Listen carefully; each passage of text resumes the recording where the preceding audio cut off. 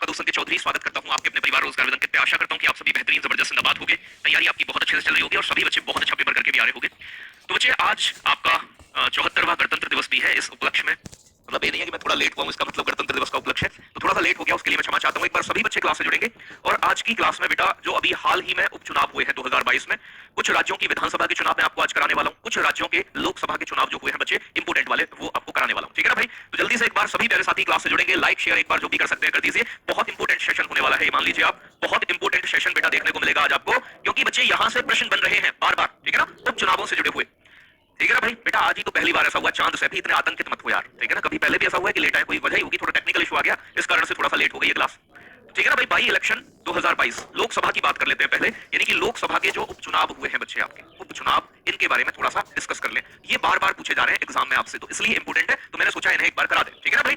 तो पहले बच्चे एक बार जुड़ेंगे, बहुत बढ़िया, ठीक है ना भाई, हाँ बिल्कुल ठीक है भाई। मैनपुरी उत्तर प्रदेश की लोकसभा सीट पर जैसे ही आपको पता है कि मुलायम सिंह यादव का निधन हुआ तो सीट खाली हो गई। जो सीट खाली हो जाती है किसी भी कारणवश बेटा उन्हें फिर फिल किया जाता है, ठीक है ना भाई। तो प्यारे बच्चे जब इन्हें फिल किया जाता है तो इसे ही उपचुनाव कहते हैं। जब दोबारा से चुनाव हो किसी कारणवश अगर सीट खाली हो गई है तो उसे भरने के लिए बच्चे उपचुनाव कराया जाता है। जैसे कि मैं बात करूं मैनपुरी सीट उत्तर प्रदेश से डिंपल यादव चुनाव जीती है और ये किस पार्टी से संबंधित है, ठीक है ना भाई, ये किस पार्टी से संबंधित है तो बताएंगे आप, समाजवादी पार्टी से। इन्होंने बीजेपी के रघुराम को हराया है, तो लोकसभा वालों के नाम तो जरूर ध्यान रखिएगा कि भैया हराया किसे है, रघुराम को हराया है। रघुराम किस पार्टी से जुड़े हुए हैं, बीजेपी के रघुराम को हराया है डिंपल यादव ने। बच्चे बात समझ में आ रही है, बहुत इंपोर्टेंट है, बात क्लियर है। तो बेटा ये हो गया मैनपुरी सीट से यूपी की उत्तर प्रदेश बच्चे डिंपल यादव समाजवादी पार्टी के, किसे हराया है, रघुराम को हराया है बीजेपी से। आजमगढ़ सीट बच्चे उत्तर प्रदेश की दिनेश लाल यादव, ये क्वेश्चन पूछ लिया गया उत्तर प्रदेश की आजमगढ़ सीट से कौन जीते हैं तो बच्चे निरहुआ जीते हैं, निरहुआ बीजेपी के हैं निरहुआ। तो भैया आजमगढ़ सीट पे किसे हराया है, सपा के धर्मेंद्र यादव को हराया है, धर्मेंद्र यादव को हराया है। और धर्मेंद्र यादव बेटा किस पार्टी से है तो ये आपके सपा पार्टी के धर्मेंद्र यादव को हराया है किसने बच्चे, निरहुआ ने। रामपुर सीट की बात करें उत्तर प्रदेश की बच्चे, रामपुर सीट उत्तर प्रदेश घनश्याम सिंह लोधी जीते हैं बीजेपी के, ठीक है ना भाई। तो भैया घनश्याम सिंह लोधी निरहुआ मेल, बिल्कुल बहुत बढ़िया। तो भैया आप मुझे बताओगे रामपुर सीट पे किसे हराया गया है, बताओ जल्दी से कमेंट करके। पीडीएफ दिलवा देंगे प्यारे बच्चे, पीडीएफ दिलवा लेंगे, बिल्कुल परेशान मत होइएगा, लेकिन बताइएगा उत्तर प्रदेश की रामपुर सीट से कौन जीते हैं।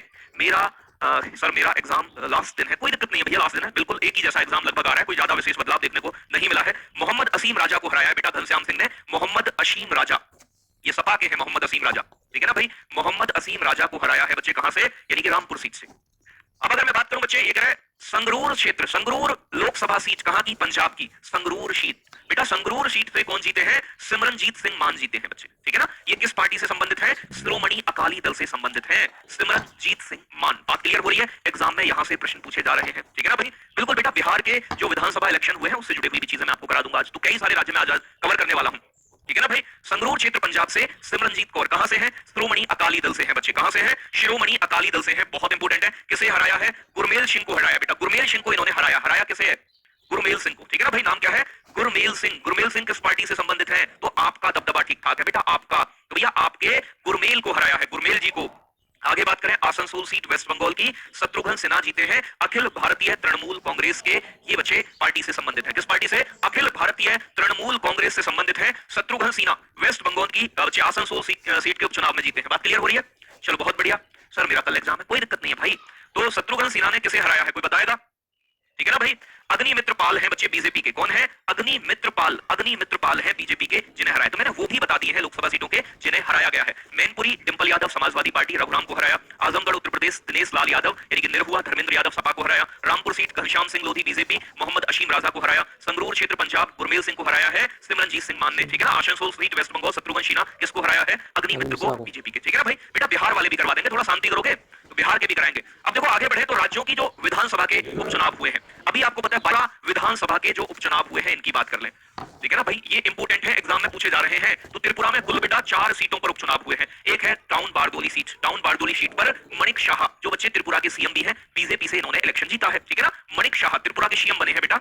ये है अगरतला, अगरतला सीट से सुदीप राय बर्मन ने कांग्रेस के चुनाव जीता है अगरतला सीट से। जुबराज नगर सीट से मनीला देवनाथ ने चुनाव जीता है, बीजेपी के हैं। और बच्चे शूरमा सीट त्रिपुरा की तो स्वप्ना दास पाल बीजेपी की है बच्चे, इन्होंने चुनाव जीता है। बात समझ में आ रहा है, तो बात क्लियर हो रही होगी, बहुत बढ़िया, गजब एकदम,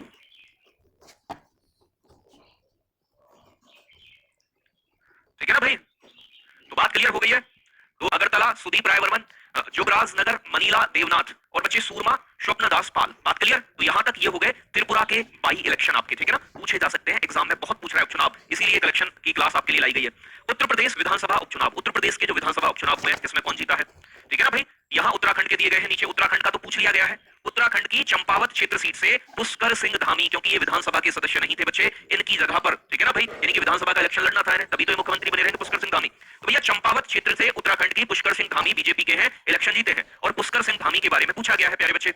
यहां मैं बात करूं, गोला, गोला पड़ता है बेटा लखीमपुर, गोला कर्णनाथ, ठीक है ना भाई, अमनगिरी चुनाव जीते हैं बीजेपी के। तो गोला लखीमपुर खीरी से, रामपुर विधानसभा सीट से आकाश सक्सेना बीजेपी के चुनाव जीते हैं। खतौली सीट से बच्चे मदन भैया चुनाव जीते हैं राष्ट्रीय लोकदल से, नल वाली पार्टी, चौधरी अजीत सिंह वाली, ठीक है ना भाई। चलो भाई बहुत बढ़िया, तो यहां बात क्लियर है। तो यूपी के गोला से अमनगिरी बीजेपी, रामपुर से आकाश सक्सेना बीजेपी, खतौली से मदन भैया राष्ट्रीय लोकदल, और बच्चे उत्तराखंड से चंपावत क्षेत्र से पुष्कर सिंह धामी इलेक्शन जीते हैं। बात क्लियर है, बहुत बढ़िया। अब थोड़ी सी आगे बढ़ जाते हैं बच्चे, उत्तराखंड के बाद तो दो स्टेट ये कवर हो गए, 5-6 स्टेट लेके आया हूं। दिल्ली के उपचुनाव में एक सीट पर हुए राजेंद्र नगर क्षेत्र, दिल्ली के राजेंद्र नगर विधानसभा से दुर्गेश पाठक चुनाव जीते हैं, और ये आम आदमी पार्टी से संबंधित है। किससे संबंधित है बेटा? आम आदमी पार्टी से। तो आम आदमी पार्टी के कौन राजेंद्र नगर क्षेत्र से दुर्गेश पाठक चुनाव जीते हैं। झारखंड उपचुनाव की अगर मैं बात करूं बच्चे, मंडर सीट से, मंडार सीट भी बोलते हैं, कांग्रेस उम्मीदवार शिल्पी नेहा यहां से तिर्की चुनाव जीती है। तो झारखंड उपचुनाव में मंडर सीट से, मंडार सीट से कांग्रेस की उम्मीदवार है शिल्पी नेहा तिर्की, ठीक है ना भाई। तो शिल्पी नेहा तिर्की, बात क्लियर है। मदन भैया का बड़ा मामला, बेटा पढ़ लो, पढ़, ठीक है ना, पढ़ाई पे ध्यान दे लो, एग्जाम में जरूरी नहीं है मदन भैया ही पूछे जाए, तो मैंने तो आपको वो बता दिया जो इंपोर्टेंट है, ठीक है ना।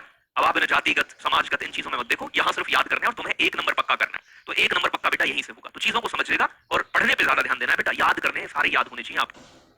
आगे बात करूं हरियाणा के उपचुनाव की बात करूं बच्चे, तो हरियाणा में आदमपुर सीट से भव्य विश्नोई चुनाव जीते हैं, जो कि बीजेपी के कैंडिडेट हैं, बीजेपी के उम्मीदवार हैं। और बेटा ये केरल है, तो मैं सर्कल कर दे रहा हूं जो आपकी हेडिंग नहीं बन पाई है। ये झारखंड उपचुनाव, मंडार सीट, केरल उपचुनाव में बच्चे त्रिक्काकारा उमा थॉमस चुनाव जीती है बच्चे वहां से, और वो कांग्रेस की है, कांग्रेस की पहली महिला विधायक बनी है बेटा, वहां की पहली महिला कांग्रेस की, कहां की? केरल की। तो त्रिक्काकारा सीट से उमा थॉमस जीती है, और ये कांग्रेस की उम्मीदवार है, कांग्रेस की कैंडिडेट है। बात क्लियर है। चलो देखो ये इंपोर्टेंट चीज है, मैंने एक जगह तुम्हारी कलेक्ट उत्तर से, जय श्री जाधव चुनाव जीते हैं, ये कांग्रेस के कैंडिडेट रहे हैं, जय श्री जाधव, ठीक है ना भाई। यहां बात करूं छत्तीसगढ़ उपचुनाव में, तो छत्तीसगढ़ में बच्चे खैरागढ़ विधानसभा क्षेत्र है, खैरागढ़ विधानसभा क्षेत्र, यशोदा वर्मा कांग्रेस की है, चुनाव जीती है यशोदा वर्मा। अगर मैं बात करूं भानु प्रतापपुर छत्तीसगढ़ से, सावित्री मांडवी चुनाव जीती है, जो कि कांग्रेस से है, ठीक है ना भाई। किससे है बेटा? कांग्रेस से है। बात क्लियर हो रहा है। आगे बात करूं प्यारे दोस्त, यहां से बिहार विधानसभा उपचुनाव, बहुत इंपोर्टेंट है, बिहार वाले ज्यादा पूछे जाएंगे और पूछा भी गया एक आधा प्रश्न यहां से बना है। गोपालगंज क्षेत्र से कुसुम देवी इलेक्शन जीती है, जो कि बीजेपी।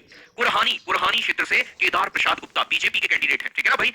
मोकामा क्षेत्र से नीलम देवी आरजेडी चलती है, ठीक है ना भाई, आरजेडी से इलेक्शन जीते हैं नीलम देवी।